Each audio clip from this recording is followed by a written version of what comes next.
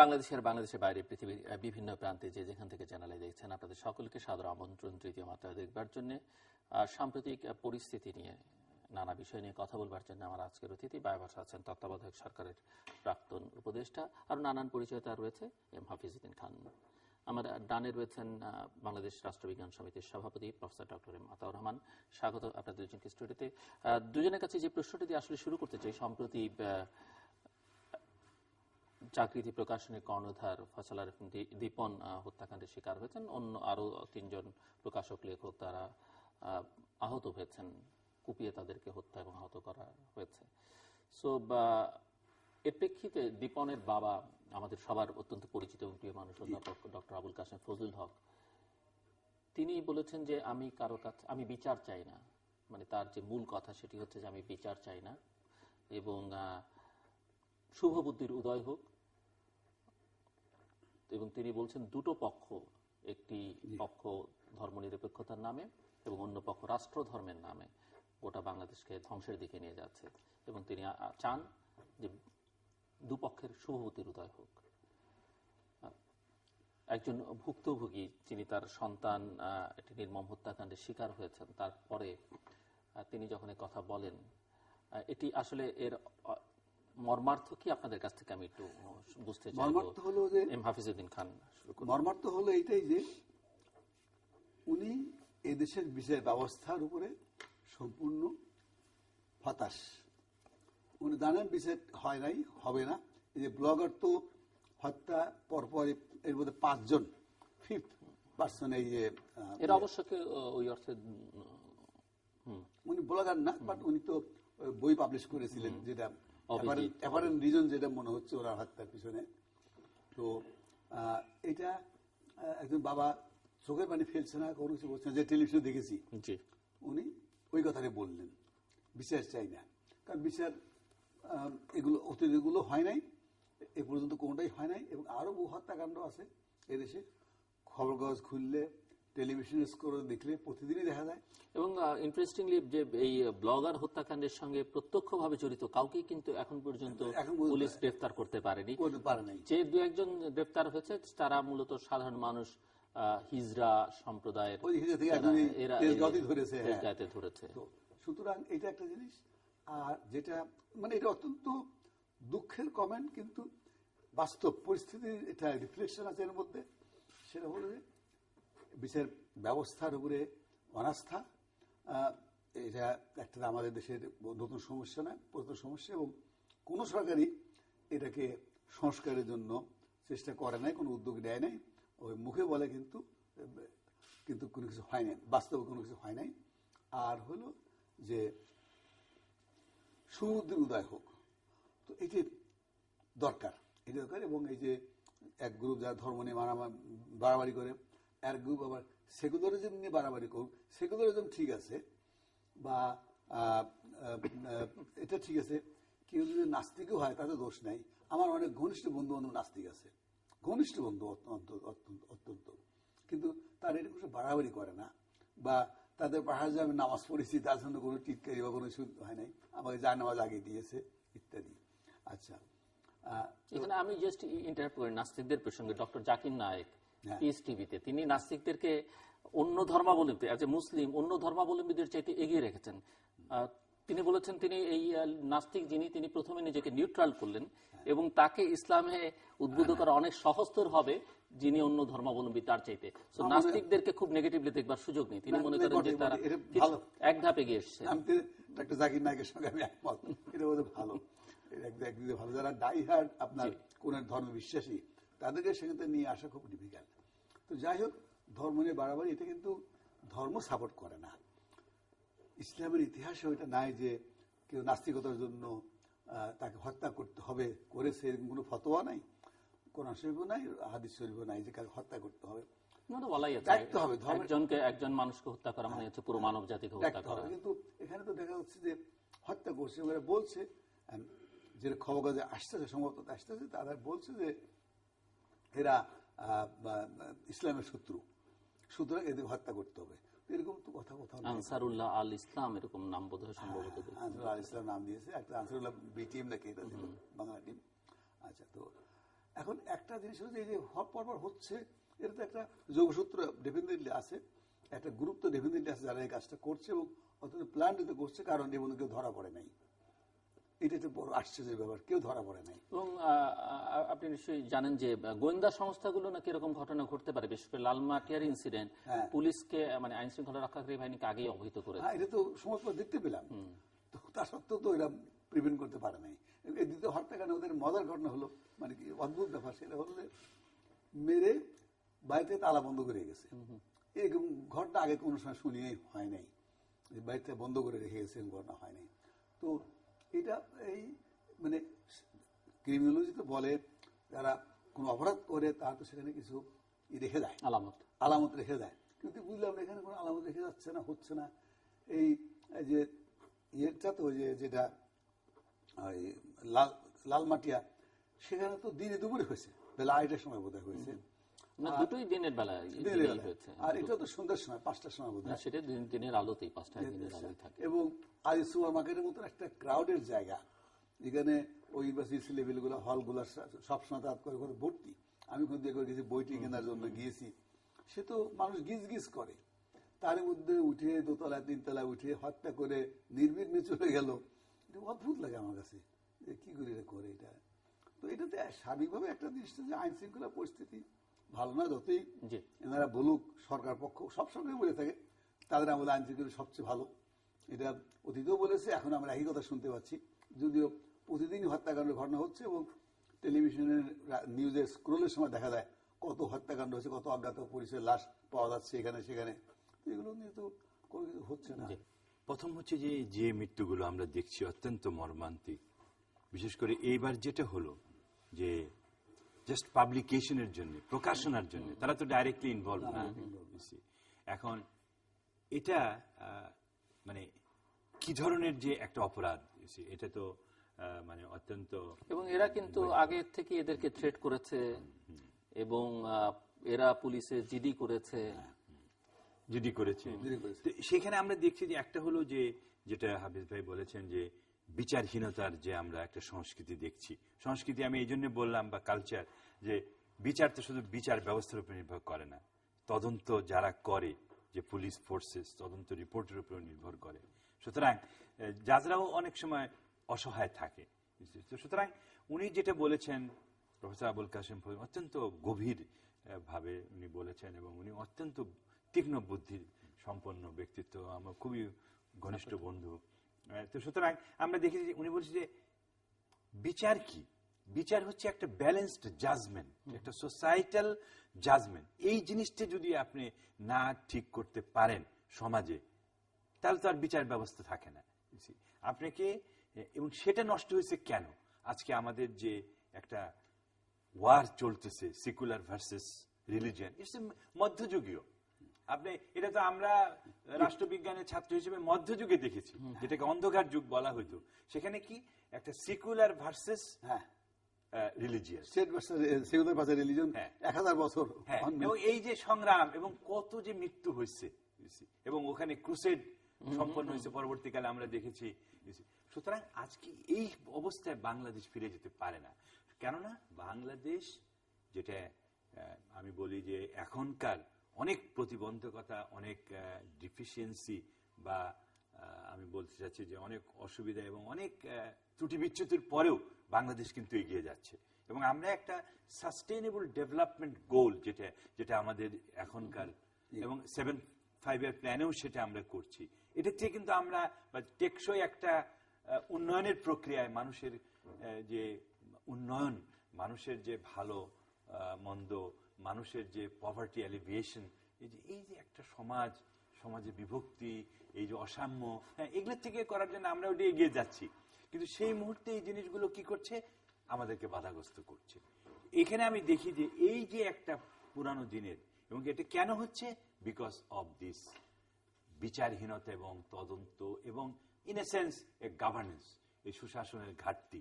এটা সুশাসন বললে একটু বেশি, কারণ এখন সবাই সুশাসন, অর্থনীতিতেও সুশাসন, রাজনীতি। কিন্তু আমি বলছি যে এই যে রাজনীতিক বিভাজন, যেটা আপনি বুঝতে চাচ্ছেন যে একটা সেকুলার ভার্সেস, এটা কিন্তু পুরোপুরি প্রশাসন এবং অন্যান্য যন্ত্রের উপরে করতেছে, ক্ষমতা লিপসু।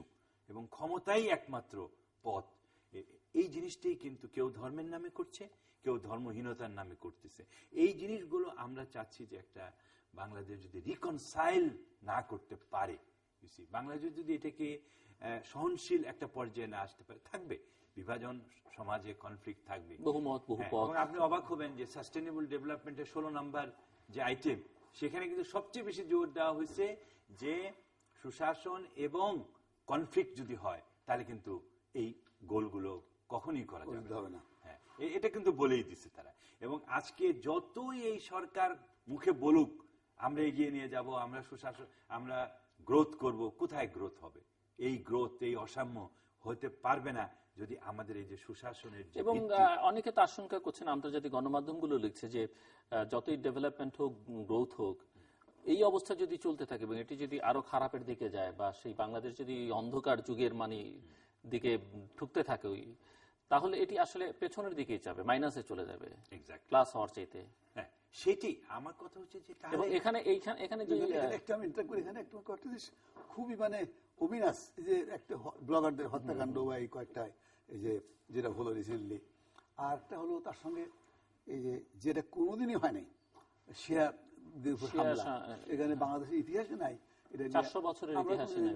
শিয়া কারা, সুন্নি কারা, কি সমস্যা, ওই আমরা ইউনিভার্সিটি অঞ্চলে থাকার সময় পশ্চিম দাঁড়াতে পারছেই কোন সময় দেখিনি। আমরা নিজেরাও আমাদের চোখের সামনে তাজিয়া মিছিল গেছে, আমরা এসএমএলের ছাত্র ছিলাম, আমাদের সামনে যে তাজিয়া মিছিল গেছে আমরা চিন্তাও করি এখানে হইতে পারে।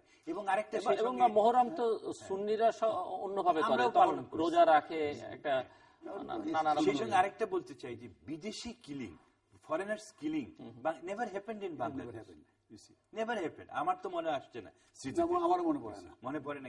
হ্যাঁ, তো এই যে এটাও কিন্তু একটা নতুন দিক উন্মোচন করছে। এখন প্রবলেম হচ্ছে যে আমাদের যে আইন শৃঙ্খলা বাহিনীর যেগুলো কাজে নিয়োজিত যারা, বিশেষ করে আমি এই কথাটা বলছিলাম যে যারা স্টিয়ারিং করবে তারা এমন সমস্ত কথা বলছে, যেমন একজন আজকে বলছে যে এ বিচ্ছিন্ন ঘটনা। সবই বিচ্ছিন্ন ঘটনা হলে এত ঘটনা বহুল হচ্ছে, আপনি ইন্টিগ্রেশন, আবার কিছুদিন পরে বলবেন না এটা তো ইন্টিগ্রেটেড, কথার কোনো ঠিক নেই।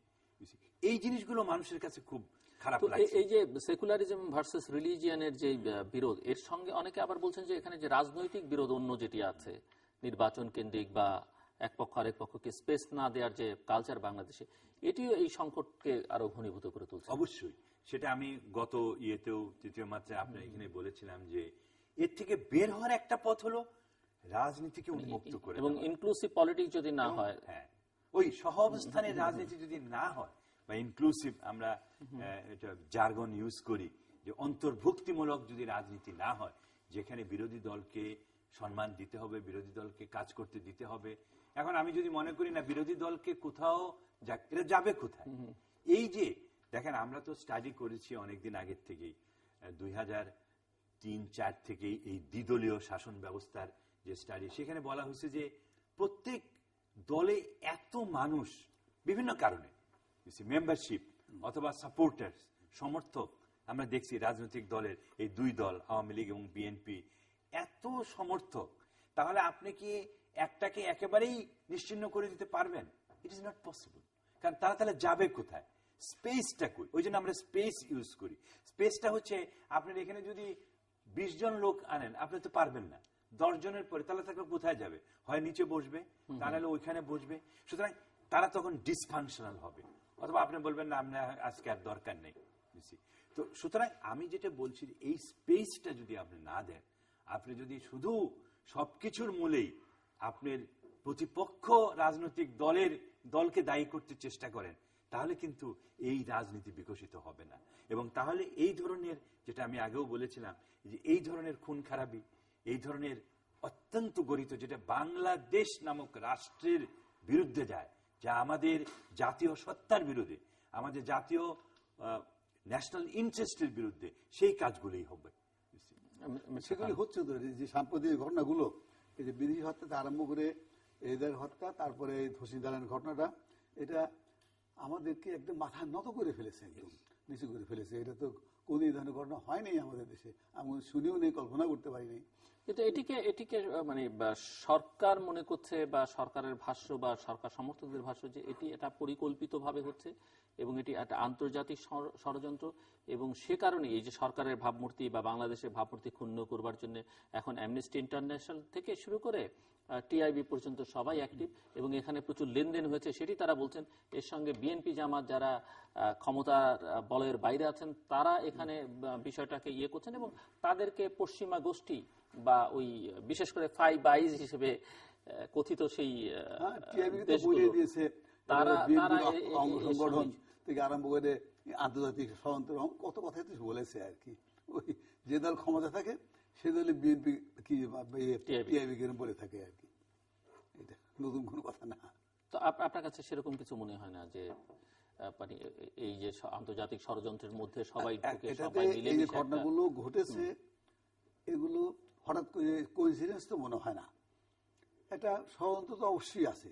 আর সেই ষড়যন্ত্রটা কারা করেছে, আন্তর্জাতিক ষড়যন্ত্র না দেশীয় ষড়যন্ত্র, এটা কি এই ধর্মান্ধদের ষড়যন্ত্র না কি, এগুলো তো একটা কথা হচ্ছে যে গত সেপ্টেম্বর থেকে মার্কিন যুক্তরাষ্ট্রের গোয়েন্দা বিভাগ তারা বাংলাদেশকে অবহিত করেছে বলেই পত্রপত্রিকার ভাষ্য, এবং তারা অস্ট্রেলিয়ান গোয়েন্দা সংস্থারও একই রকম ভাষ্য। তো সবাই মিলে তারা এগুলো বলছে, এবং বাংলাদেশের দিকে আমরা জানি যে গোয়েন্দা সংস্থাগুলো, বিভিন্ন দেশের গোয়েন্দা সংস্থাগুলো একে অপরের সঙ্গে সহযোগিতামূলক কার্যক্রমের মধ্যে থাকে, তথ্য আদান প্রদান করে। কিন্তু এক্ষেত্রে তারা বলছে যে তারা কোনো তথ্য দেয়নি, তারা শুধু ইনফর্ম করেছে, এবং একটা সমন্বয়ের বড় অভাব রয়েছে। অস্ট্রেলিয়া ক্রিকেট টিম আসতে রাজি হলো না, তারপরে কিন্তু এই হত্যাকাণ্ডটা হলো। তাদের কাছে কোনো রকম ইনফরমেশন কিছু ছিল বলে তো মনে হয় যে হঠাৎ করে এ পর্যন্ত কোনো দল, পৃথিবীর কোনো দল বা কোনো ব্যক্তি বিশেষ বা কোনো অর্গানাইজেশন বাংলাদেশে আসতে সিকিউরিটির অভাবে বাংলাদেশে আসতে রিফিউজ করেছে, কিন্তু এটা তো নতুন ঘটনা। অতীতে কিছু হয়েছে আমার তো মনে হয় না, কোনো সময় হয়নি এটা। তো সুতরাং এটা একটু দেখাবার দরকার, সেইভাবে দেখা দরকার কেন এটা হচ্ছে। কিন্তু ওই যেটা আমরা আলোচনা করছি সবাই, ব্লেম গেম করলে হবে না। মানে আমি সঙ্গে সঙ্গে বলে দিলাম যে অমুকে দায়ী, উইদাউট এনি ইনভেস্টিগেশন, কোনো অনুসন্ধান না করে, ইনকোয়ারি না করে, তদন্ত না করে, তাহলে তো হবে না এটা। তো তাই সেটি করা হচ্ছে। প্রফেসর আতাউর রহমান কি মনে করেন, এই যে বিশেষ করে পশ্চিমাদের কথা বলছে, বিশেষ করে 5টি রাষ্ট্রের কথা সেই যে তাদের বিরুদ্ধে 3 রকমের অভিযোগ এখন। একটি অভিযোগ হচ্ছে যে তারা বলছে নিরাপত্তা সংকট, তারা তাদের নাগরিকদের জন্য সতর্ক বার্তা দিচ্ছে, কিন্তু তারা তথ্য দিচ্ছে না, এটি একটি অভিযোগ। দ্বিতীয় অভিযোগ হচ্ছে বলা হচ্ছে যে তারা ওভার রিঅ্যাক্ট করছে, পুরো পরিস্থিতিকে বাড়িয়ে ফুলিয়ে ফাঁপিয়ে দেখার চেষ্টা করছে বা দেখাবার চেষ্টা করছে। এবং তৃতীয়টা হচ্ছে একদম সরাসরি অভিযোগ যে তাদের কেউ কেউ 1971 সাল থেকেই বাংলাদেশের স্বাধীনতার বিপক্ষে ছিল, তারপর থেকে তারা কখনো বাংলাদেশের 1974-এ এখানে দুর্ভিক্ষ তৈরিতে তাদের ভূমিকা ছিল, এবং এরপর থেকে আসলে তারা জিএসপি বাতিল করছে, এটা করছে, ওটা করছে, সব মিলিয়ে তারা বাংলাদেশকে আসলে বাংলাদেশের বিরুদ্ধে একটা গভীর ষড়যন্ত্রে লিপ্ত। আপনার কাছে কি মনে হয়? না, এটা তো হলো যে যখনই প্রশাসনে থাকে এবং তারা they always try to shift the burden, যে আমার উপর যে দায়িত্ব সেটা অন্যের উপরে চাপে দেওয়া। এটা কিন্তু আমাদের বাঙালি হিসাবে এটা আমাদের যে যত আমি গরিব কেন, ওই কলোনিয়ালে আমরা ট্রেস করি যে কলোনিয়ালিজম আমাদের শেষ করে দিছে। কেন কলোনিয়ালিজমের পরে যে 60 বছর গেল, দক্ষিণ কোরিয়াও তো কলোনিয়াল কান্ট্রি ছিল, colonized by Japan for 35 years. অধিকাংশ দেশই কলোনি ছিল, কখনো কারো। তারা তো এত উন্নতি করছে, কিন্তু আমাদের চরিত্রটা এরকম যে ওই যে কলোনাইজ করছে না, আমরা আমার মনে আছে অনেক সময় আমরা এটা দেখতে দেখতে আমি তাহলে এই 60 বছর কি করছে। তাহলে এই সরকারের কিছু কিছু মন্ত্রী এবং এই যে প্রশাসনের কিছু কিছু লোক যেভাবে বলে যে shifting the burden on others, এখনো তো অনেক মন্ত্রী অনেকেই বলে থাকবেন পলিটিক্যাল লেভেল থেকে, একটা হলো কলোনিয়াল আর একটা হলো ব্যুরোক্রেসি, ব্যুরোক্র্যাট, এদের জন্য আমাদের কিছু হচ্ছে না, উন্নতি হচ্ছে না। এটা যখন শুট করে, আমি এখানে বলি যে এই সরকারের যে একটা এক্সপিডিয়েন্সি একটা সুচতুর হইতে মনে করছে সবাইকে সে মানে ডিসিভ করতে পারবে, সবাইকে বোকা বানাইতে পারবে, এবং বলেই যাচ্ছে, এবং যাতে করে মানুষের মনে এই যে একটা অ্যাটিটিউড, যে প্রোপাগ্যান্ডা, বলে যে গেলেই যেতে যেতে সবাই বলবে, যেমন প্রথমে একটু কথা আরম্ভ হলে তারপর সবাই এক কথাই বলতেছে। সেটা তো হতে পারে না। একটা তদন্ত ছাড়া, ভালো তদন্ত, সঠিক তদন্ত ছাড়া কখনোই কোনো রেসপন্সিবল অফিসার বা রেসপন্সিবল পার্সন বা পলিটিক্যাল পার্সোনালিটি তারা বলতে পারে না। আমি যদি একটা ইরেসপন্সিবল এখন কথা বলি, অনেক এর ইমপ্লিকেশন হতে পারে, যদিও আমাদের মতো লোকের এত কিছু নাই, তারপরেও আমি বলছি সেরকম। সুতরাং the burden or onus is on us, দায়িত্বটা তো আমাদের বের করা। যদি ষড়যন্ত্র হয়ে থাকে, দে মাস্ট ক্লিয়ার কাট যে কারা ষড়যন্ত্র করছে। হিস্টোরিক্যালি বাংলাদেশের বয়স হয়ে গেছে এখন 45 বছর। তো আপনি 45 বছর আগে কে কোন করছে in a bigger strategic map, সেটা তো আপনি নিয়ে আসতে পারেন না। এটা হলো একটা কথা। আরেকটা জিনিস হচ্ছে যে যারা কেউ যদি ষড়যন্ত্রের অংশ হয়, তাহলে তারা ইনফরমেশন শেয়ার করতে পারে না। যদি কোনো দেশ বা যে কোনো ব্যক্তি যদি ইনফরমেশন শেয়ার করে, তার মানে দে আর কনসার্ন, বাট তারা এই সরকারের বিশ্বাসযোগ্যতা সম্বন্ধে সম্পূর্ণভাবে বিশ্বাস করতে পারছে না, যে এদেরকে সবকিছু দেওয়ার পরে তারপর উল্টা কথা বলবে। আপনি তো বুঝতেই পারছেন যে মানুষের বিশ্বাসযোগ্যতাটাও একটা important, credibility gap, strong credibility gap. এখানে অফকোর্স আমি বলি না যে বিদেশি সরকাররা চাপের মুখে রাখার জন্য অনেক কিছু করেও, কিন্তু আমি বলছি যে এই ব্যাপারে সরকারের দিক থেকে বলা হচ্ছে, আমি নিউ ইয়র্ক টাইমসে দেখলাম যে আপনার বন্ধু সরকারের পররাষ্ট্র উপদেষ্টা তিনি বলছেন যে ওদের তথ্যের আসলে বিশ্বাসযোগ্যতা নেই, ওরা যে তথ্য দিবে সেটার উপরে ব্যাংক করা ডিফিকাল্ট, ওরা ইরাকে ভুল তথ্য দিয়ে ইরাককে ধ্বংস করেছে, এরকম বহু উদাহরণ তিনি দিচ্ছেন যে আসলে মার্কিন যুক্তরাষ্ট্রের গোয়েন্দাদের তথ্য বা যুক্তরাষ্ট্রের তথ্যের উপর আবার ভরসা করাটা ডিফিকাল্ট। আমাদের যে বন্ধু বলেছে, আমার যে বন্ধু উনি তো ইন্টারন্যাশনালি আমাদের মতো একাডেমিক ছিলেন, উনিও জানেন যে we supported US stand on Iraq and he also supported. তখন তো মনে হয়েছে হ্যাঁ, এবং ওটা তো অনেকদিন চলে আসছে, এবং সাদ্দাম হোসেনকে কেউ সাপোর্ট করেনি তখন যদি উনি সাহস করে বলতে পারতেন তখন না বুঝতাম। তো সুতরাং ওই কথাগুলো এখন ইন রিট্রোস্পেক্ট বলে একটা আমার ঠিক মনে পড়ছে না, সাদ্দাম হোসেনের যে মারণাস্ত্র রয়েছে এটা কিন্তু গোয়েন্দা রিপোর্ট ছিল না, এটা বুশের বানানো কথা ছিল না, সেটা তো আমরা জানি, সেগুলো তো পরবর্তীকালে আসছে। যাই হোক, ওই ইন্টারন্যাশনাল ডিপ্লোমেসি এবং বিগ পাওয়ারের ডিপ্লোমেসি আর আমাদের ডিপ্লোমেসি তো আলাদা। আমরা এমন একটা দেশ যারা নিজেদের জনগোষ্ঠী, নিজেদের বিদেশিদের লাইফ এন্ড লিবার্টি, দেশের মানুষের লাইফ এবং স্বাধীনতা, এটাই তো রক্ষা করতে পারছে না। আমরা সারা দুনিয়ায়, আমরা তো ইম্পেরিয়ালিস্ট পাওয়ার না। আমেরিকা তো বলে ইজ এ সুপার পাওয়ার। আজকে রাশিয়া যে করছে, তখন তো বাংলাদেশ কিছু বলছে না। রাশিয়া যে মুসলিম কান্ট্রির উপরে একটা কান্ট্রি সিরিয়াতে লোক মারছে, সেটা তো বলতেছে না কেন? আজকে যদি ভারত কিছু বলে, তখন তো এই সরকার বলছে না। তো সুতরাং এই যে এই ধরনের যে ডিফারেন্সিয়াল, এটা হয় কি মানুষের বিশ্বাসযোগ্যতাটা কমিয়ে দেয়। আপনি যদি নীতিগত অবস্থান নেন, তাহলে ভালোকে ভালোই বলতে হবে, খারাপকে খারাপই বলতে হবে, সে যেই করুক।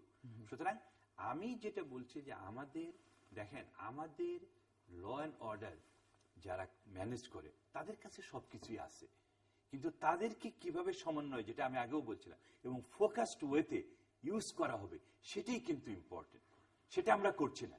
আমরা যে জিনিসটা হয়ে যাচ্ছে, এই যে এত মর্মান্তিক যে ঘটনাগুলো ঘটছে, একের পর এক মৃত্যু, বিদেশিরা তো সারাক্ষণ বলছে যে এই মৃত্যু কোনো মতেই কাম্য হতে পারে না একটা গণতন্ত্রে, সরকারও বলতেছে, কিন্তু তারা কাজের মধ্যে এই যে একটা গ্যাপ, কাজের মধ্যে যে তাদের সেই জিনিসটা রেজাল্ট নিয়ে আসতে পারছে না। সুতরাং এবং এই যে ধরেন স্বরাষ্ট্রমন্ত্রী যেভাবে কথা বলেন, আমার তো মনে হয় না যে কোনোটাই তার কোনো কথা, রিয়েল কথা, বাস্তব কিছু কথা নাই। উনি বলতেছেন কারণ উনার কাছেও কোনো এক্সেস নাই। অ্যাকচুয়াল ঘটনা কি হচ্ছে উনি জানেননি, হয়তো উনাকে বলছে যে এইভাবে বলেন, এভাবে বলতেছে, এবং কোনটা বলতে কি বলতে চান উনি নিজেও বুঝতে পারছেন। সে কিছুটা শিফট তো করেছেন, উনি বলছেন যে এই যে ঘটনাগুলো ঘটছে, উনি বলে বিচ্ছিন্ন ঘটনা। কেন?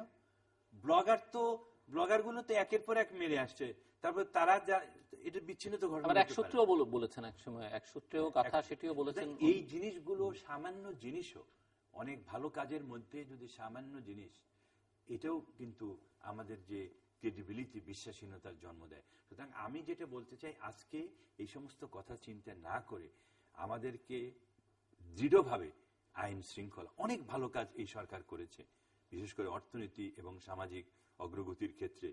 এগুলোকে যদি ধরে রাখতে হয় এবং আগামী দিনে যদি এগিয়ে নিতে হয়, টেকসই করতে হয়, তাহলে আমি বলি হ্যাঁ। এবং শেখ হাসিনা প্রধানমন্ত্রী, উনি বিদেশ থেকে এসে, এবার ইউএন থেকে এসে যে সুন্দরভাবে বললেন যে সাস্টেনেবল ডেভেলপমেন্ট গোল, উনি তো এগিয়ে যেতে পারছেন না এখন আর, ওনাকে তো এগিয়ে দেওয়া উচিত। সুতরাং এগিয়ে যাওয়ার যে পূর্ব শর্ত হচ্ছে পলিটিক্যাল স্টেবিলিটি দেওয়া। এই ধরনের খুন খারাপি এবং বিদেশিদের সমস্ত বিচারহীনতার মধ্যে যদি আমরা সবকিছুকে নিয়ে আসি, তারপরে একটু ক্রিটিসিজম করলেই, যেমন অনেকেই ক্রিটিসিজম করছে, পার্লামেন্টে ক্রিটিসিজম করা যাবে না এমন কথা তো নাই। হ্যাঁ, ঢালাওভাবে কেউ কিছু বললে সেটা অন্য কথা, সেটা আপনি ফ্যাক্টস দিয়ে বলেন যে ওনারা সত্য কথা বলে নাই, সেই সাহস কেউ কারো আছে? এই যে জনাব নাসিম এবং আমাদেরকে আরেকজন তোফায়েল আহমদ, দুজনই খুব ক্রিটিসিজম করলো। হানিফ তাই, হ্যাঁ, হানিফ, তারপরে ওই deputy speaker. Criticism is the, আমরা বলি ক্রিটিসিজম তো চিন্তা শক্তির একটা বিকাশ, খুব ভালো, বাট প্রোভাইড ফ্যাক্টস। কিন্তু আমাদের যে টিআইবি যে রিপোর্টের কোন একটা তথ্য বলুক যে ভুল, আমি সেটাই বলছি, ওইটা তথ্য দিয়ে আপনি তথ্যকে কন্ট্রোভার্ট করেন, সেটাকে আপনি খণ্ডন করেন যে এই তথ্য ভুল এবং এই তথ্য ঠিক না, এই যে আমাদের তথ্য এরকম। আমি বলি যে তাতে কিন্তু উনাদের যে ভাবমূর্তি জনগণের কাছে আরো বাড়বে এবং টিআইবিও তখন ম্লান হয়ে যাবে যে কথাটা আমরা ভুল বলেছি, এবং ওনারা অনুশোচনাও করতে পারে। টিআইবি তো আর মানে এরকম কিছু না। সুতরাং আমি আজকের দিনে মনে করি আমাদের বৃহত্তর যে গোলগুলো, যে এসডিজি, যে সাস্টেনেবল বা টেকসই এবং জনগণের ভাগ্য উন্নয়ন করা, যেটা প্রধানমন্ত্রী এত সুন্দর করে বলেন, কিন্তু উনি যদি এটাকে এগিয়ে নিতে চান, তাহলে এই যে বিচারহীনতা, এই যে তদন্ত, এই যে সুশাসনের ভিত্তি, যে সবাইকে একটা নিরপেক্ষভাবে সবাইকে দেখা এবং মানুষের মুক্ত বুদ্ধির বিকাশ ঘটানো, এগুলোকে মধ্যেই তাকে করতে হবে। সবকিছু বন্ধ করে দিয়ে উনি এগুলো করতে পারবেন না। মিস্টার হাফিজউদ্দিন খান কি মনে করেন যে ইন্টারন্যাশনাল প্লেয়ারদের, যাদের বিরুদ্ধে নানা রকমের অভিযোগ তোলা হচ্ছে পুরো গোটা পরিস্থিতির জন্য, আন্তর্জাতিক সম্প্রদায়ের বিরুদ্ধে যে সব অভিযোগ তোলা হচ্ছে বা তাদের যে কনসার্ন, সেটি আপনি কি মনে করেন? আন্তর্জাতিক সম্প্রদায় বাংলাদেশের বিরুদ্ধে ষড়যন্ত্র করবে, এটা আমি সবাই না, মানে আমি বলছি বিশেষ করে পশ্চিম মার্কিন যুক্তরাষ্ট্র সঙ্গে আরো ৩-৪টে দেশ। না, আমার কাছে এটা আপনারা ভালো বলতে পারবেন। তো আমার মনে হয় না যে আন্তর্জাতিক কোনো ষড়যন্ত্র বাংলাদেশের বিরুদ্ধে আমেরিকা করবে, বরং বাংলাদেশের সঙ্গে সম্পর্ক ভালো থাকলে আমেরিকার জন্য লাভ। ব্যবসা বাণিজ্য সব ব্যাপারেই তাদের যে হয়, তো তাদের সঙ্গে তো আমার তো কোনো বিরোধ নাই। এটা ছিল 71-এ আমেরিকা জনসাধারণ নয়, ইভেন প্রশাসনও নয়, করেছিল ওই নিক্সন নিজে। সে জাতীয় স্বার্থে ব্লাড টেলিগ্রামের মধ্যে খুব ভালো করে বলা আছে ডিটেলস উনি কি করেছেন, অথচ তার অফিসাররা পক্ষে ছিল ইত্যাদি সব উনি খুব ভালো তুলে ধরেছেন। তো বাংলাদেশের বিরুদ্ধে কোনো বিদেশিরা ষড়যন্ত্র করবে এটা আমার কাছে মনে হয় না, বিশ্বাস করি না। এটা কোন গোষ্ঠী করতে পারে, কোন গোষ্ঠী, যেমন যে আনসারুল্লাহ বিটিএম, এটা যদি কোনো ইন্টারন্যাশনাল, যদি অন্য দেশে তাদের যদি কোনো, আপনার কাছে কি মনে হয় কিনা আন্তর্জাতিক মানে এই যে তালেবান বলি অথবা আইএস, এদের কোনো ফুটিংস এখানে আছে কিনা? এখন এটা তো যে ঘটনাগুলো ঘটছে আমেরিকাতে বলছে আছে, আমেরিকা আছে বলছে না, আমেরিকা বলছে তারা ওই যে আইএস যে টেলিগ্রামটা যেটা করেছে সেটাকে তারা বলছে সাইট ইন্টেলিজেন্স, যেটা ওরা বলছে যে এরকম টুইট করা হয়েছে বিভিন্ন এই সব নামে টুইট করা হয়েছে, কিন্তু এখন আমরা অস্বীকার করে যাচ্ছি। তো এটাও তদন্ত করা দরকার যে সত্যি সত্যি এরকম কোনো কিছু আছে কিনা, আইএস এর কোনো লিঙ্ক আছে কিনা, সে ভালো করে তদন্ত করা দরকার। তো এটা বাংলাদেশ বরাবরই না এটাকে অস্বীকার করে আসছে। অস্বীকার মানে আমার কথা হচ্ছে কোনো খোলা মনে নিতে হয়, ওপেন মাইন্ড, যে ঠিক আছে কেউ কোনো একটা কথা বললো সেটা সত্যমিথ্যা যাচাই করার দরকার। তো সেটা আগে যদি বলি না এটা ঠিক না, তাহলে কারা করছে? একটা গ্রুপ কাজটা করেছে, এই সমস্ত অন্যায়গুলো হচ্ছে, খুন খারাপি হচ্ছে। আপনার কাছে কি মনে হয় যে বিগত কয়েক বছর ধরে এই সরকারের আমলে, মানে এই সরকার তার আগে যে সময়টাতে ছিল সেই সময় কিংবা তার আগে বিএনপি জামাত যখন ক্ষমতায় ছিল, এই সময়টাতে যে বাংলাদেশে জঙ্গি তৎপরতা বা ওই ধরনের তৎপরতা যেগুলো হয়েছে সেগুলোকে কি মনে হয়েছে আপনার কাছে? একটা তো জঙ্গি গ্রুপ আছেই, জেএমবি যেটা জমিয়তুল মুজাহিদিন বা বাংলা ভাই, এটা তো করেছেই, কোনো সন্দেহ নেই। এবং তার ওই যে সেই একসঙ্গে যে সব জেলাতে বোমা ফাটাইলো, এটা ফ্যাক্ট, এটা তো দেখা গেছে। এবং তারপরে জজ সাহেবদেরকে মারলো এখানে গাজীপুরে, তারপরে লক্ষ্মীপুরে না কোথায় যেন, ইত্যাদি। তো সুতরাং একটা জঙ্গি গ্রুপ তো দেশে আছেই, এতে কোনো সন্দেহ নেই, জঙ্গি গ্রুপ আছে। এরা কি আন্তর্জাতিক প্রশ্রয় এখানে বেড়ে উঠছে, না আন্তর্জাতিক কোনো গোষ্ঠী, আন্তর্জাতিক এই যে আইএস বা তালেবান, তাদের শাখা প্রশাখা হিসেবে বিস্তৃত হচ্ছে, নাকি এরা আসলে নিজেদের শতপ্রণোদিত হয়ে সঙ্গে এরা হয়তো এখানে কিছু পলিটিক্যাল ফোর্সের সাপোর্ট পাচ্ছে, বাইরের থেকে কিছু অর্থায়ন হয়তো হচ্ছে, ইন্ডিভিজুয়ালস বা গ্রুপ, সেরকম কিছু? ভাই, এরা কোনো বিদেশি সংস্থার সঙ্গে জড়িত মনে হয় না। অর্থ আসতে পারে, অর্থ হতে পারে, কেউ কেউ বলে মিডল ইস্ট থেকে টাকা পয়সা পেত, এরকম শোনা যায়। যুক্তরাজ্য থেকেও স্বয়ং প্রধানমন্ত্রী নিজেও বলেছেন, কিন্তু সেটাও তো ব্রিটিশ প্রধানমন্ত্রীকে উদ্দেশ্য করে, যে সেটা তো এস্টাবলিশ করা দরকার, সেটাও যাচাই বাছাই করা দরকার ছিল। যে যেহেতু সেই ওই লোকগুলোর 6 জনের মধ্যে ফাঁসি হয়ে গেছে, তারপরে থেমে গেছে। কিন্তু বাট তারা কিন্তু এটা ফোর্স, কারণ তারা 30 সালে যে কাজটা করলো, এত কিছুর পরেও তারা 3 জন আসামিকে ছিনতাই করে নিয়ে গেল, সহজ কথা নয়। এটা তো এক ধরনের ভাবাদর্শগত। হ্যাঁ, তো সুতরাং এটা সহজ কথা নয়। তার মানে দেয় অর্গানাইজেশন, এবং তারা যথেষ্ট পাওয়ারফুল এবং যথেষ্ট তারা মানে ভয়ানক সন্ত্রাসী, এবং এদের ব্যাপারে কোনো এখনো মানে আমাদের কমপ্লেসেন্ট হওয়ার কোনো সুযোগ নাই।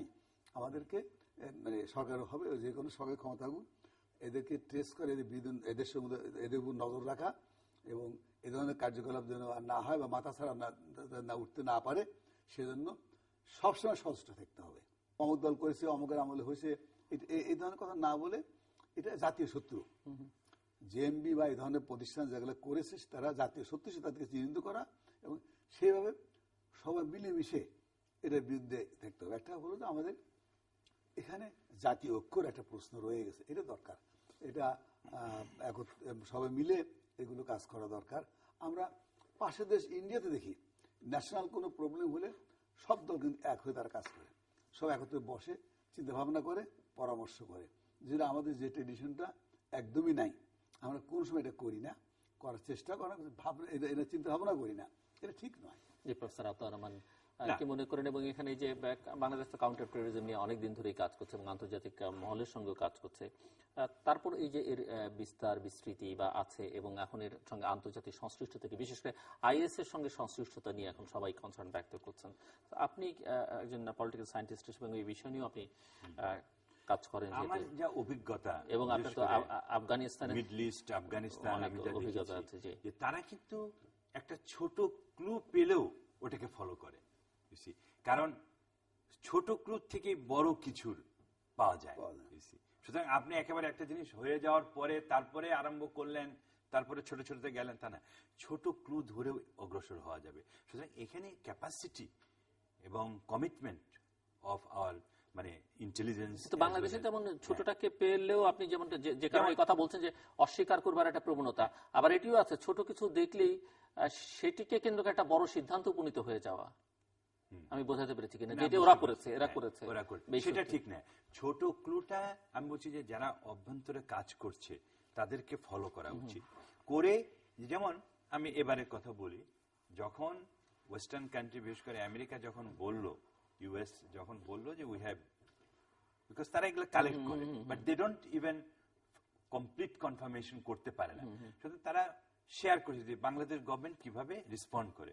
এখন আপনি যদি ডেফ এন্ড ডাম হন, তাহলে তো আর কোনো লাভ হলো না। আপনাকে সব ইনফরমেশন দিলাম, আপনি কোনো কাজই করলেন না, তাহলে তো লাভ। কিছু ইনফরমেশন পাওয়ার সঙ্গে সঙ্গেই তাদের উচিত ছিল এটাকে ট্র্যাক করা। এবং আমি তো শুনি টেলিভিশনে যে আমাদের যে গোয়েন্দা বাহিনীর, বিশেষ করে ডিবি এবং আদার, তারা তো সবসময় বলছে যে আমরা ফলো করছি। সুতরাং আমার একটা ছিল যে নিশ্চয়ই তাদের কাছে খবর টবর আছে, এবং তাদের এইটাও আছে, যেমন কাউন্টার টেরোরিজমে আমেরিকার সঙ্গেও আমাদের বহুদিন একসঙ্গে কাজ করেছি, এখনো আমেরিকা চায় যে আমাদের সঙ্গে কোঅপারেট করতে। সুতরাং ইউএস ষড়যন্ত্র না, ইউএস ষড়যন্ত্র ধরার জন্য চেষ্টা করে। আমেরিকার কাছে এই IS is no friend, but nobody is a friend. Anti IS is not also friend. কারণ যে যখন সুযোগ পায় সে তখনই তার সুযোগটা নিতে চায় তার স্বার্থের জন্য। সুতরাং ওইভাবে দেখতে হবে। একটা ওই আপনি যেটা বলেন নিরপেক্ষভাবে মানে হচ্ছে ডিসপ্যাশনেটলি আপনাকে ওই জিনিসটা করতে হবে। আপনি যদি পলিটিক্যাল কালার আগেই চিন্তা করে ফেলেন তাহলে কিন্তু করতে পারবেন না। সুতরাং আমার কথা হচ্ছে যে আমাদের যে বাহিনী আছে, বিশেষ করে ইন্টেলিজেন্স ফোর্সেস, তারা যদি সত্যিকার ভাবে এগুলো ট্রেস করা চায় তাহলে পারবে, এবং তারা বিদেশিদের কাছেও এগুলো কোঅর্ডিনেট করতে পারে। তখন না বোঝা যাবে কে ষড়যন্ত্র করলো না করলো। বিকজ ইন্টেলিজেন্সের ফার্স্ট কথা হলো যে আপনি দূরে রেখে আমি কোনো কাজ করতে পারবো না, আপনার ভিতরে তো আমাকে যেতে হবে টু গেট দ্য ইনফরমেশন।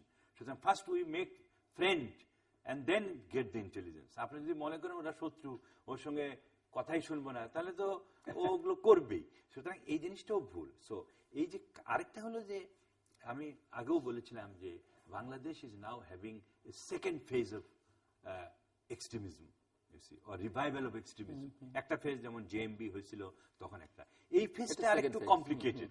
এই ফেজটা কমপ্লিকেটেড বা জটিল, কেননা বিশ্ব পরিস্থিতিতেও জটিল। সুতরাং অনেকেই বলে যে বিশ্ব পরিস্থিতি এত জটিল, সবকিছু যে ঠেকানো যাবে এমন কথা না। কিন্তু আমি বলছি যে ক্রেডিবল অ্যাকশন আপনি needed, credible inquiry is needed. আপনি যেটা বিশ্বাসযোগ্য, মানুষ যদি বিশ্বাস করে না ও চেষ্টা করছে, পারে নাই, যেটা অন্য কথা। কারণ এত কোটি কোটি লোকের মধ্যে একজন যে মারা এমন কঠিন এই টার্গেটে। সুতরাং আমি বলি সেটাও কথা ঠিক, কিন্তু সেই সঙ্গে আপনি কি করছেন ওটা কিন্তু important. So your credential as a security force, সেটা আপনার ভেরাসিটি বা আপনার যে বিশ্বাসযোগ্যতা ওটা কিন্তু ইম্পর্টেন্ট, ওটা প্রুভ করতে হবে। এগুলো যারা গভীরভাবে পর্যবেক্ষণ করছেন তাদের কেউ কেউ মনে করছেন যে আইএস বা তালেবানদের সরাসরি কোনো সংশ্লিষ্টতা এখানে আছে বলে তারা মনে করেন না। তবে এখানে যারা এইসব কাজের সঙ্গে লিপ্ত তাদের ছোট হলেও তারা নিজেরা সংগঠিত এবং তারা সময় সুযোগ পেলে হয়তো ওদের সঙ্গে কখনো যুক্ত হয়ে যেতে পারেন আর কি। এটা আমি দেখছি অন্য দেশেও তাই হয়, অন্য দেশেও তাই হয়। কারণ এখন তো ইটস এ গ্লোবাল, পৃথিবীটা এমন গ্লোবালাইজড যে আপনি মেসেজ পাস করা এমন কোনো কঠিন ব্যাপার না। বিভিন্ন ভাবে বিভিন্ন মেসেজ দেওয়া যায়, অর্থায়ন দেওয়া যায়। বাংলাদেশ সরকার তো অনেকটা অর্থায়নের ক্ষেত্রে সাফল্য লাভ করেছে, কিন্তু সবটুকু তো আর পারে নাই। যেমন আপনি একটা সিকিউরিটি ফেন্সের 3 ভাগ সিকিউর করলেন বা 3.5 ভাগ, একটুখানি জায়গা ফাঁক রাখলেন, ওই ফাঁক দিয়েই তো ঢুকবে। তারা তো খুঁজে যে কোথায় ফাঁক আছে। সুতরাং আমাদেরকে এখানে যে ডেটারেন্সটা তৈরি করতে হবে, যে সিকিউরিটি ফেন্সটা তৈরি করতে হবে, particularly those who are vulnerable, যাদের প্রতি আক্রমণের আছে। যেমন দেখেন, এটা তো বোঝা উচিত যে ব্লগারদের যে কন্টিনিউয়াসলি মারতেছে এবং বাংলাদেশের ভাবমূর্তি নষ্ট হচ্ছে, বা আমরা বিদেশিদের মারছে বাংলাদেশের ভাবমূর্তি। আমি তো দেখি যে তারা বলে, কিন্তু এটাকে একটা সিরিয়াস হিসেবে নেওয়া, যে গোল হিসেবে নেওয়া, এটা বের করবই, এরকম তো আমি দেখছি না। এই যে সময় চলে যাচ্ছে, ফলে বিদেশিরা তো অস্থির হয়ে যায় যে কি হলো। প্লাস এই দেশে তো তাদের থাকতেও হবে, তারা তো আর ডিপ্লোম্যাটিক কানেকশন হঠাৎ করে ছেদ করতে পারে না, তাদের অনেক ইন্টারেস্ট আছে। একজন মন্ত্রী বললেন যে ওনারা চলে গেলেই পারে, ওনারা তো আসেন এখনো। হ্যাঁ, আমি শুনলাম যে ওনারা তো এখনো আসেন, তার মানে ওনারা চলে গিয়ে যায়। এগুলো হলো নিজেদের খুব স্বার্থ মানে কেন্দ্রিক কথা। এটা জাতীয় স্বার্থকে চিন্তা না করে কোনো কথা বলা। আমরা আজকের দিনে ওইটা মনে করি যে কথা না বলে, কথা কম বলে আপনি প্রমাণ করুন। হ্যাঁ, দেশি গোষ্ঠী যদি থাকে তাহলে তো সহজ। আপনি যেটা বলে, যদি রাজনৈতিক নেতৃবৃন্দ থাকে, expose them, but not by word. এই আপনার কথার সূত্রে আমি আরেকটা প্রশ্নে এবং প্রসঙ্গে যেতে চাই, আপনার কাছে পরে আসি মিস্টার হাফিজউদ্দিন খানের কাছে। যে কথা কম বলতে বলছেন, কাজ বেশি করতে বলছেন, সরকারের জন্য বলা, কিন্তু আরেকটা গোষ্ঠীর কিন্তু একটা নিরপেক্ষ অবস্থান থেকে, বিবেক থেকে তাড়িত হয়ে কথা বলা উচিত। বাংলাদেশে কিন্তু সেই গোষ্ঠীর অনুপস্থিতি খুবই প্রবলভাবে লক্ষণীয়। আমরা যদি ভারতের দিকে তাকাই, সাম্প্রতিককালে গরুর মাংস খাওয়া নিয়ে যে সমস্যাবলী এবং তা নিয়ে যে বিতর্ক, সেখানে আমরা দেখছি যে সেখানকার বুদ্ধিজীবীদের, শিক্ষকদের একটা তারা এখন এক ধরনের মিছিলই তৈরি করছেন যে তারা সমস্ত পুরস্কার ফেরত দিয়ে দিচ্ছেন, রাষ্ট্রীয় সম্মাননা ফেরত দিয়ে দিচ্ছেন তাদের প্রতিবাদে, তারা সবাই অন্যের পাশে দাঁড়াচ্ছেন, বিবৃতি দিচ্ছেন। মানে শত সহস্র বুদ্ধিজীবী সমাজের বিশিষ্ট ব্যক্তিরা এই কাজগুলো করছেন, কিন্তু বাংলাদেশে কিন্তু আমরা সেরকম কোনো প্রবণতাই এখন সে ট্রেন্ডই নাই। সেটা নাই, হয় অন্ধ সরকার সমর্থক অথবা অন্ধ সরকার বিরোধী। নিরপেক্ষ নির্মোহভাবে কথা বলবার কোনো মানুষ কিন্তু বা বুদ্ধিবৃত্তিক চর্চা করেন সেরকম মানুষের কিন্তু মানে এটা দল তাদের ভয়েস মানে ক্ষীণ, এবং এটা কোনো নয়, মানে এটা একটা চাপ সৃষ্টি করার মতো। একটি প্রজন্ম ধ্বংস হয়ে গেছে, তার আগের প্রজন্ম যারা কিছু কৃতিত্ব দাবি করতে পারেন দেশটির স্বাধীনতার জন্য বা গণতন্ত্রের কিছু সংগ্রামে বিভিন্ন পর্যায়ে, কিন্তু তারাও এখন এমন দলবাদে পরিণত হয়েছেন সমাজের সব পরিণত হয়েছে। এবং ওইটা আমাদের এখানে হবে না। এখানে ইন্ডিয়াতে যেটা হলো যে সব উপাধি সব তারা ই করলো, ফেরত দিয়ে দিল। তো এটা আমাদের বাংলাদেশে এরকম নদীর নাই, মন্ত্রিসভাতে পদত্যাগ করা বা এই ধরনের ঘটনা তো আমাদের দেশে হয় না।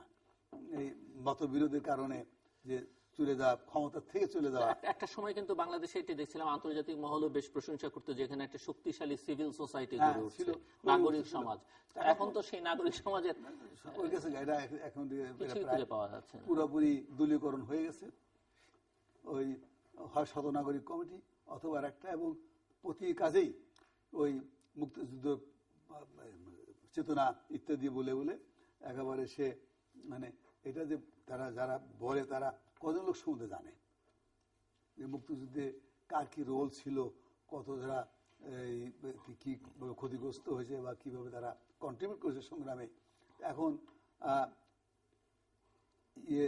এগুলো তো মানে একেবারে এমন অবস্থা হয়ে গেছে যে সিভিল সোসাইটি ইফেক্টিভনেসটা একটা প্রেশার গ্রুপ হিসেবে কাজ করবে, সেটা নাই, আর এখন আর নাই। এবং এটা একেবারেই এমন একটা পয়সা এটাকে এখন আর সিভিল সোসাইটি বলা যায় আর বিটিং হয়ে গেছে, পুরো বিটিং পর্যায়ে চলে গেছে। সবসময় সব ব্যাপারে দেখা যায় যে কোনো ইস্যুতে ওইরকমই করা হয়। ওই প্রেস স্টেটমেন্ট আসে, ওই হেডিং দিলে বোঝা যায় কারাতে সই করেছে, এটা আমরা বুঝতে পারি হেডিং দেখলেই, তাই না? তরুণ সাহেব, একটা নিউজের হেডিং দেখলে বোঝা যায় যে ওদের এই স্টেটমেন্টে এই প্রতিবাদে কারা কারা সই করেছে, স্বাক্ষর করেছে, এটা বোঝা যায়। তো সুতরাং এই অবস্থা হয়ে গেলে এটা একটা দেশের জন্য অত্যন্ত ক্ষতিকর।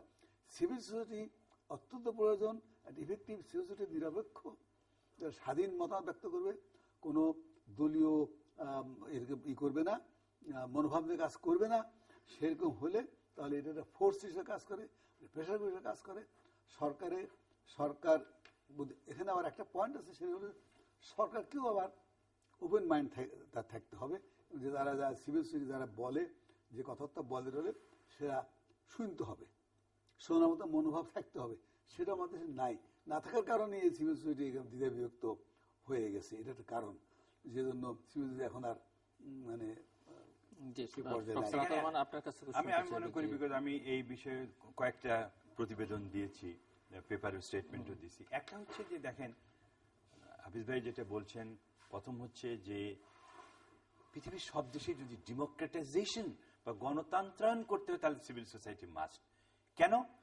যে দলীয় ব্যবস্থা তো দল কানাই হবে, যারা দল করে তারা তো দলের কথাই তো বলবে, কারণ দলকে আমি যদি দল করি, আমি যদি দলের কথা না বলি তাহলে তো আমাকে দল ওন করবে না। কিন্তু যারা সিভিল সোসাইটি তারা নির্মোহভাবে জাতীয় স্বার্থে কাজ করবে এবং সেইভাবে আদেশ উপদেশ দিবে।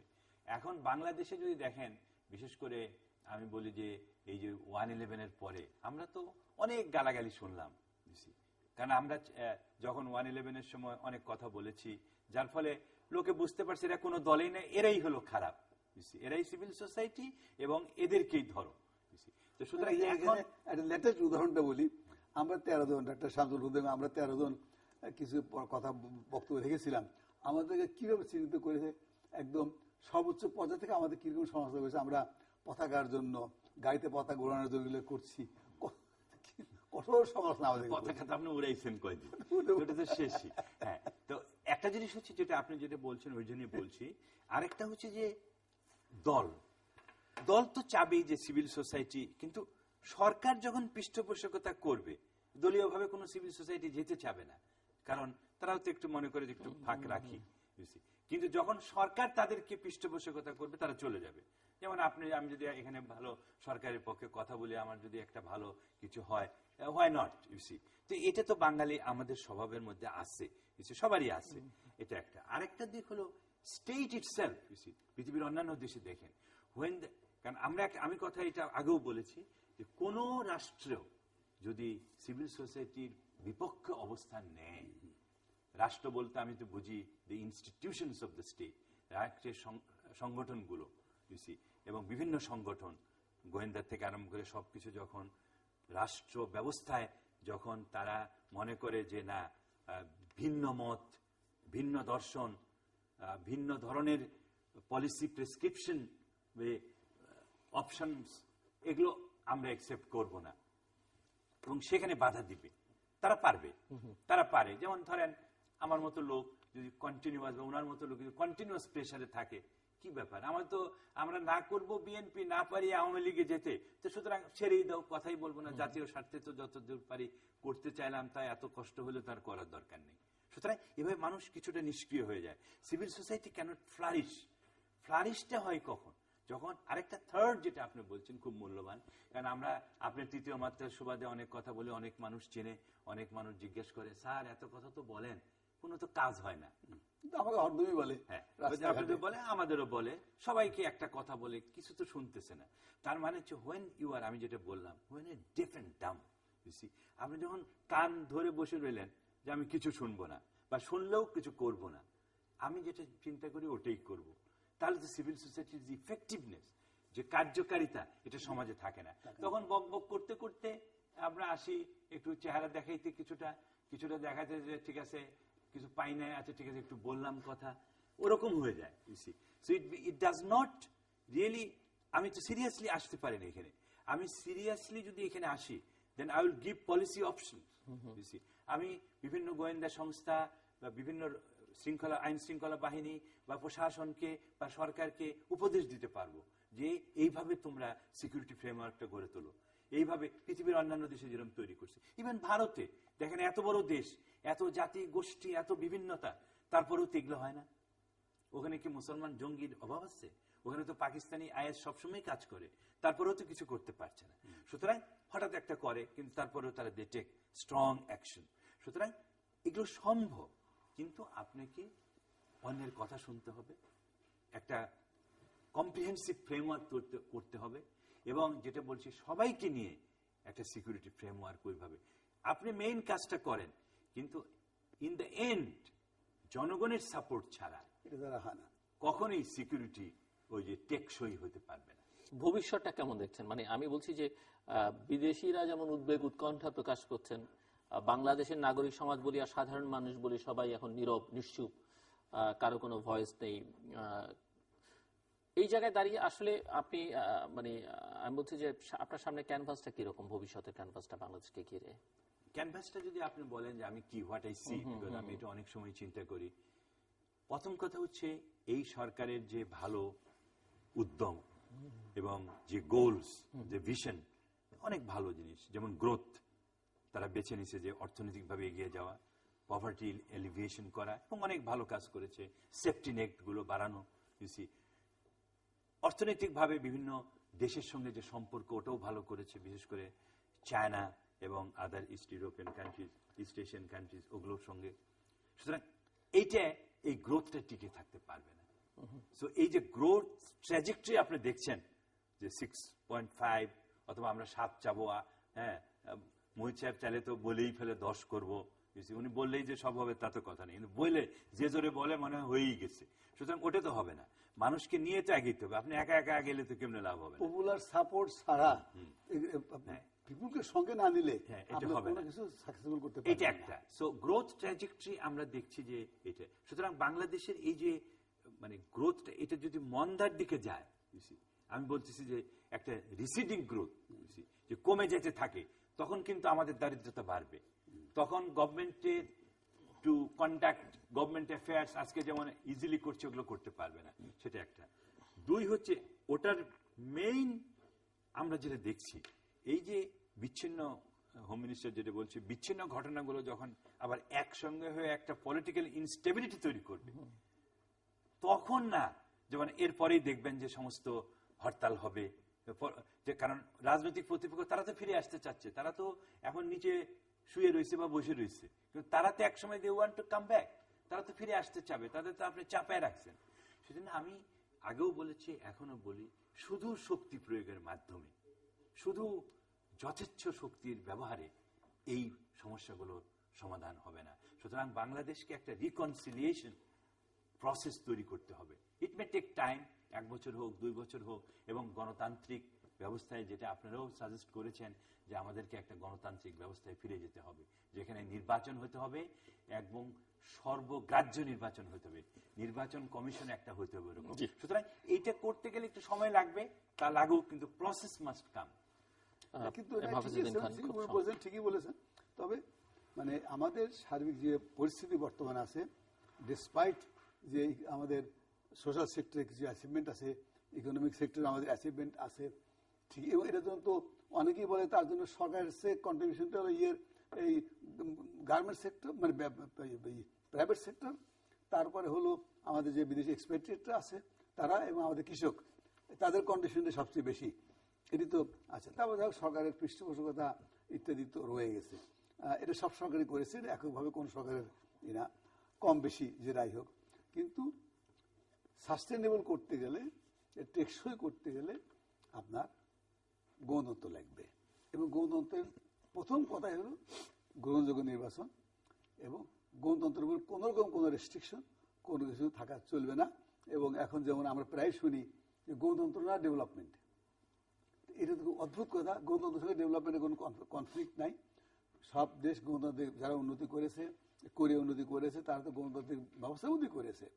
তো সুতরাং এ ধরনের চিন্তাভাবনা করা বা এটা ঠিক নয়, এবং এটার জন্য আমাদের ওপেন হইতে হবে, আমাদের অ্যাটিটিউড চেঞ্জ করতে হবে। যেটা এই যে আবুল কাশেম ফজলুল্লাহ বাবা বলেছেন যে শুভবুদ্ধির উদয় হওয়া দরকার, সর্বক্ষেত্রে সর্বপর্যায়ে শুভবুদ্ধিটা দরকার। সেই শুভবুদ্ধি যত না আসে, মাইন্ডসেট যতক্ষণ চেঞ্জ না হবে, তখন আমাদের ভবিষ্যৎ আমি খুব ভালো দেখতে পাই না, এটা আমি মনে করি। দর্শক, আমরা অনুষ্ঠানের শেষ প্রান্তে তৃতীয় মত সম্পর্কে আপনি লিখতে পারেন ডাক, ইমেল, SMS এর মাধ্যমে, ইন্টারনেট, আমাদের অফিসিয়াল ওয়েবসাইট অথবা সোশ্যাল মিডিয়াতে যেসব পেজ রয়েছে সেসব পেজে আপনারা আপনাদের মতামত রাখতে পারেন। আর আপনাদের মতামত নিয়ে আমাদের অনুষ্ঠান তৃতীয় মত আপনি দেখতে পাবেন প্রতি বৃহস্পতিবার এবং শুক্রবার বাংলাদেশ আমরা দুটোই, বুধবার দুপুর 11:30 এবং শুক্রবার দুপুর 1:05 মিনিটে দেখবার আমন্ত্রণ রইল। প্রফেসর ডক্টর মাতাউর রহমান এবং মিস্টার হাফিজউদ্দিন খান, অসংখ্য ধন্যবাদ আপনাদের দুজনকে। দর্শক মণ্ডলী, বর্তমান পরিস্থিতি নিয়ে কথা বলছিলেন আমার দুই অতিথি, এবং বর্তমান পরিস্থিতি এবং যেভাবে বাংলাদেশ যাচ্ছে, যেদিকে যাচ্ছে, সেটি সুখকর নয়, স্বস্তির নয়। ওনাদের কথাবার্তা ওনারা যা বলেছেন সেগুলো বিবেচনায় নিয়ে যদি আমি বলি, ব্যাপারটা এরকমই যে সুখকর এবং স্বস্তির নয়, বরং শঙ্কার, উদ্বেগের এবং কোনো কোনো ক্ষেত্রে লজ্জারও। এবং দুজনই অতিথি বলবার সময় সরকারের যারা রাষ্ট্র পরিচালনা করছেন তাদের যেগুলো ইতিবাচক দিক আছে সেগুলো তুলে ধরতে ভুলে যাননি, এবং বলেছেন যে অনেক ক্ষেত্রে অগ্রগতি আছে, সামাজিক সূচকে বাংলাদেশের অর্জন আছে, অর্থনৈতিক ক্ষেত্রে বাংলাদেশের অগ্রগতি আছে, কিন্তু অর্জন এবং অগ্রগতি এগুলোকে টেকসই করতে হবে। এবং মিলেনিয়াম ডেভেলপমেন্ট গোলে বাংলাদেশের যে অর্জন, এখন তাকে সাস্টেনেবল ডেভেলপমেন্ট গোল SDG বাস্তবায়ন করতে হবে। সেই টেকসই উন্নয়নের জন্য যেগুলো দরকার সেগুলো স্মরণ করিয়ে দিয়েছেন। সেগুলোর জন্য বিচারহীনতার সংস্কৃতি থেকে বাংলাদেশকে বাইরে নিয়ে আসতে হবে, বের করে নিয়ে আসতে হবে, অর্থাৎ আইনের শাসন প্রতিষ্ঠা করতে হবে।